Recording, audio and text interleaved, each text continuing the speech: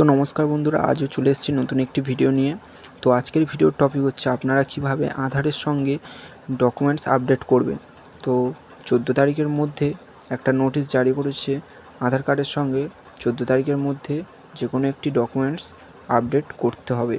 তো আজকের বিষয় হচ্ছে আপনারা কিভাবে এই আধার আপডেটটি করবেন, এই নিয়ে আজকের ভিডিওটি। তো চলুন বেশি না দেরি করে ভিডিওটি শুরু করা যাক।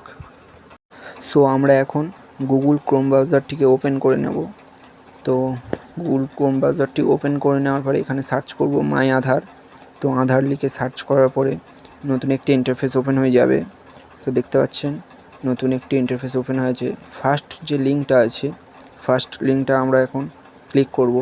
ফার্স্ট লিঙ্কে ক্লিক করার পরে আপনাদের সামনে এরকম একটা ইন্টারফেস চলে আসবে। তো আমরা এখান থেকে ইংলিশ সিলেক্ট করে নিয়েছি। ইংলিশ সিলেক্ট করার পরে আপনারা মাই আধার থেকে ডকুমেন্টস আপডেট ফার্স্ট যে লিঙ্কটা আছে ওটাতে ক্লিক করবেন। ক্লিক করার পরে আপনার সামনে এরকম একটা ইন্টারফেস চলে আসবে।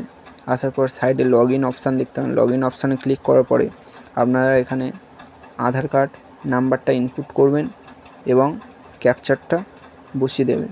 ক্যাপচার বসানোর পরে আপনারা লগ ইন উইথ ওটিপিতে ক্লিক করবেন। ক্লিক করার পরে আপনাদের ফোনে আধার কার্ডের সঙ্গে যে মোবাইল নাম্বারটি অ্যাড করা আছে সেই মোবাইল নাম্বারে 6 সংখ্যার একটি ওটিপি যাবে। ওটিপিটি বসিয়ে দিয়ে আপনারা নেক্সট লগ ইনে ক্লিক করবেন। লগ ইনে ক্লিক করার পরে আপনাদের সামনে একটি নতুন পেজ ওপেন হবে। তো আমরা এখন ওটিপিটা বসিয়ে দেব, দিয়ে লগ ইন করবো।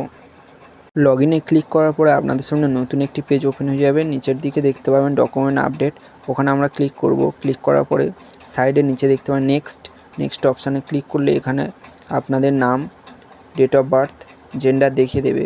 তো তারপরে শেষে একটি বক্সে ক্লিক করে নেক্সট অপশানে ক্লিক করার পরে আপনার সামনে এরকম একটা পেজ ওপেন হয়ে যাবে। এখানে আপনারা ডকুমেন্টস আপডেট করবেন। যে ডকুমেন্টসটা আপডেট করবেন সেটা ফার্স্ট সিলেক্ট করে নেবেন। এখান থেকে আমি ভোটার কার্ড সিলেক্ট করে নেব। তো ভোটার কার্ডটা সিলেক্ট করে নেওয়ার পরে আপডেট করে দেব। তো যে ডকুমেন্টসটা আপনারা দেবেন সেটা অবশ্যই 2 MBর মধ্যেই থাকতে হবে। সিলেক্ট করে অ্যাকসেপ্ট অপশানে ক্লিক করব এবং নিচে ডকুমেন্টস আপডেট করব। তার জন্য আমরা ডকুমেন্টসটিকে সিলেক্ট করে নেব।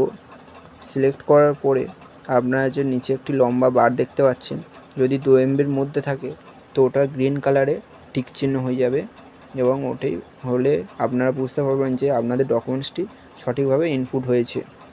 সেম নিচে আপনাদের আইডি প্রুফ হিসাবে আবার ভোটার কার্ডই দিতে পারবেন।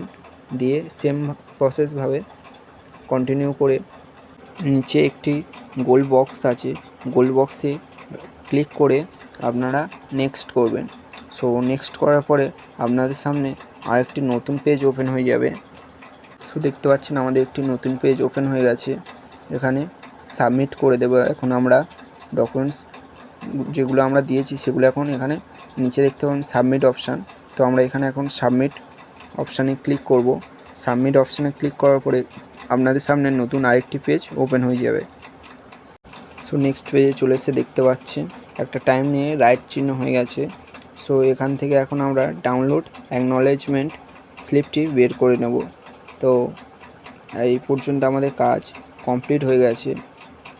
সো যদি ভিডিওটি ভালো লেগে থাকে অবশ্যই একটি লাইক করবেন এবং কমেন্ট করে জানাবেন কেমন হয়েছে ভিডিওটা। এবং চ্যানেলে যদি কোনো বন্ধু নতুন হয়ে থাকেন তাহলে অবশ্যই করে সাবস্ক্রাইব করে নেবেন এবং বন্ধুদের কাছে প্রচুর শেয়ার করে দেবেন এরকম ইম্পর্টেন্ট ভিডিও দেখার জন্য। তো দেখা হচ্ছে নেক্সট ভিডিওতে নেক্সট কোনো টপিকের সাথে। সো আজকের মতো এই পর্যন্ত, টাটা।